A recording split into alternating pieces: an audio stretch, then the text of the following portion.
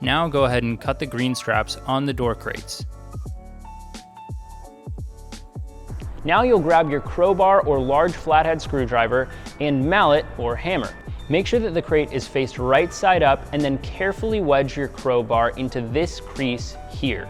Tap it in place with your mallet and carefully pry, pushing down on the outside of the crowbar and not pulling up. We don't want to scratch the door's surface by pushing the crowbar down into it. Do this all the way around until the entire lid is loose. Once this is done, lift the lid straight up and place it in a separate area. You don't want to drag this across the door's surface. If you do, it can easily create scratches that look like this or this. Some staples might still be stuck in the box, so take your pliers and remove all of these staples before you remove your door. This will make sure that the door doesn't get scratched on them on the way out. With the lid off, pull aside the bubble wrap and carefully cut the tape as needed. Once this is all cleared, take a look at the glass, the paint, and all the surfaces, and make sure that there are no scrapes or dents. All damages must be reported at this point before the door is installed.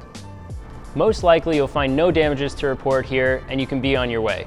Get 2 people on the top side of the door and tilt upwards onto the bottom side.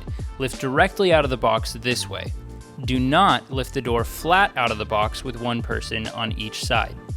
If you're not planning to install these doors right away, our preferred method of storage is going to be tipped up vertically against a wall with a moving blanket both beneath the door as well as draped over the top. And that's going to protect the door from both the floor as well as from the wall. The frame will have to be stored in the same exact way, but first, we need to take it out of its packaging. Do not cut from the inside of the frame or the side of the frame.